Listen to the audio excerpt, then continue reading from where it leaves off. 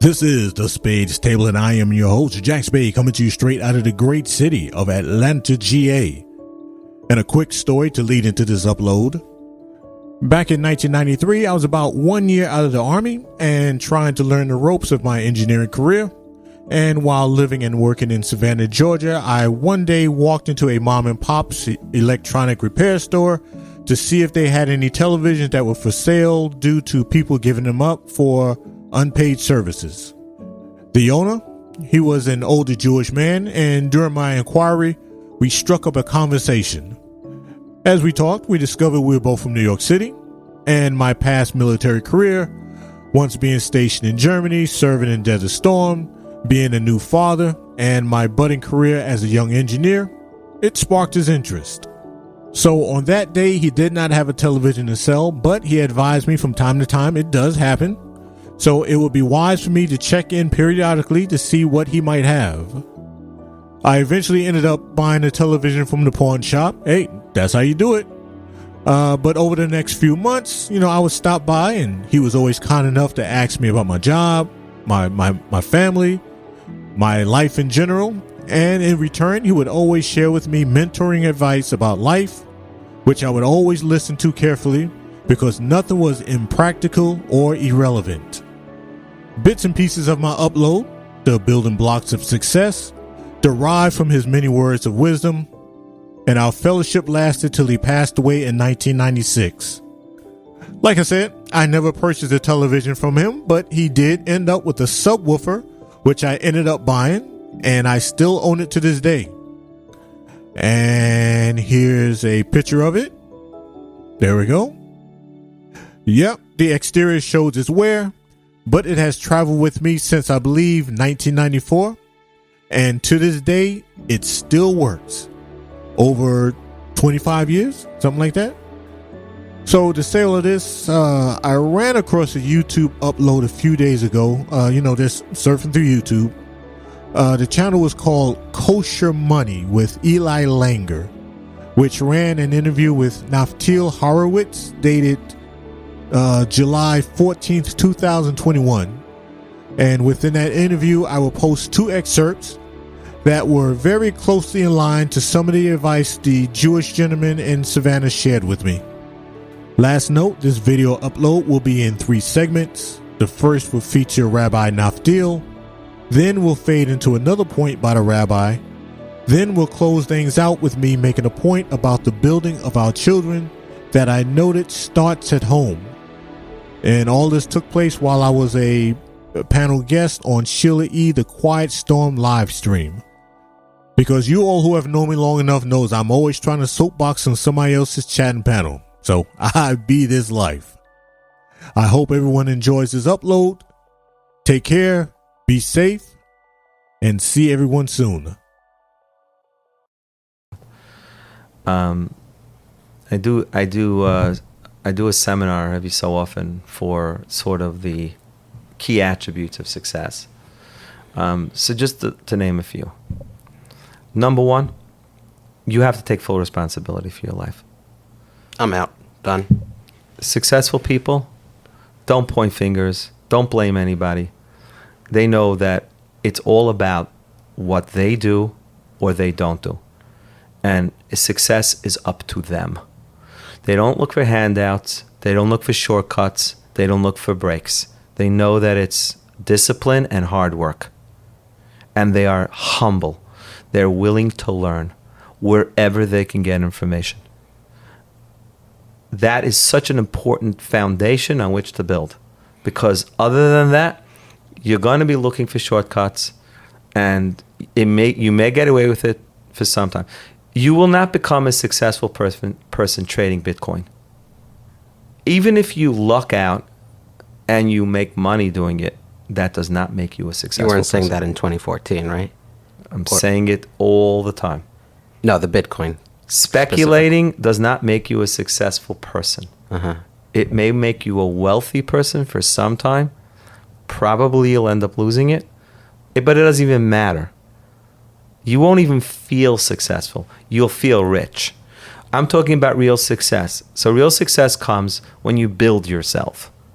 When you 10 years later are a different human being than you were, you manage your time better, you communicate better, you listen better, right? You problem solve better, you think better, right? So just your rapport building skills have gotten better, your reputation is better, you've truly internalized the value of trustworthiness and ethics and morals. You look at the elements of successful people, the up and coming successful people are enamored by them. They want to become successful people, not rich people per se. Yes, wealth will, Be'ezus Hashem, come, but they're attracted to wisdom. They're attracted to a higher functioning human being, and they look up to them and they want to emulate them. And when they come and they speak to you, or they come and they interview, you see a fire in their eyes which goes beyond dollars and cents. Those are the people that I think are different. These are future great people. Which comes along with making mistakes. You know, there's going to be a certain level of financial adversity. You're saying that is an important foundation to getting to where you need to go, right? Mistakes is, if you're not making mistakes, you can't possibly be growing. People get all crazy about mistakes and failures. That's, of course. Every successful person made loads of mistakes. You have to make mistakes. In order to grow, you have to be forging new frontiers. The word new means you're going to make mistakes. Right. That's it. Keep doing the same thing over and over every day. You're not forging ahead, and you're staying in your comfort zone. You will not make mistakes. Absolutely. So all the things, I always talk about this, all the things that make you successful in business make you successful as a person. Money provides the motivation. So maybe a guy gets up in the morning late and shows up to Shachas 15 minutes late, but he's not going to show up to his job 15 minutes late because then he's on the unemployment line. At some point, he should wake up and realize, well, if I could show up at my job promptly, shame on me that I don't show up to Shachris promptly. If I could spend an hour listening to a client and then I don't have 2 minutes to listen to my wife, shame on me. So think about all the skills that make you successful in business, and then think about what makes you a successful community member, father, friend, son. They're identical. They are identical. Even entrepreneurship, or the ability to be creative outside the box, is such a powerful thing when you're helping people, when you're trying to get through to your child. If you can use your creativity in the office, why shouldn't you be able to use it at home? So money is a motivating factor for a person to make more of themselves so that they can ultimately be a more successful person and earn a greater reward in the next world. I was on the phone. So what y'all said again, Jack or Spade? You saying it go back to the household? Yeah, I said it goes back to the household and the individual parents. What do they strive for themselves, and what do they strive for their child or children? It starts the day that the child comes out the womb. What is your short-term and long-term plan for that child or children? That's where it starts at. And hopefully, as an adult, as a parent, you stay consistent with that. Talk is cheap. You got to put in the work. And those 12, I would say longer than 12 years, those 13, 14 years, dealing with the child and trying to get them to learn the ABCs and math, it's frustrating. And then when you start dealing with the school administration and the teachers, where they're basically trying to pull the children in one direction, and sometimes you find yourself working in another direction. It's tiring. I've been there, been there, done that, which is why a lot of times I say I'm glad I only had one child, because there ain't no doggone way in the world I believe I would have lasted with the second or third child, dealing with the public school system, and even dealing with sometimes the private school system.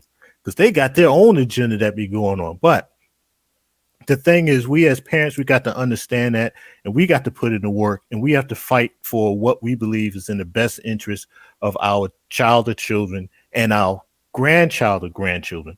Because if we don't wrestle with the bull is going to take over, and the bull gives a flying hoot about what happens to our child or children once they become an adult. They really don't care, because it's all about the money.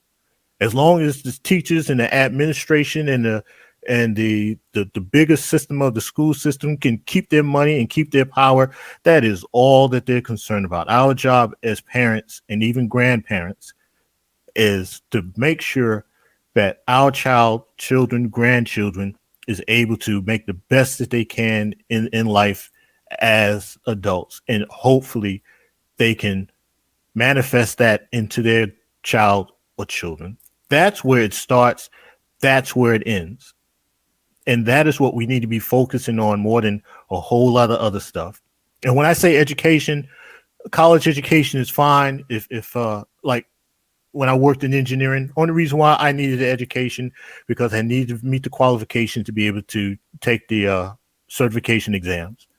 If you don't have the degree from an accredited university, I can't take the certifications. Can't take the certifications.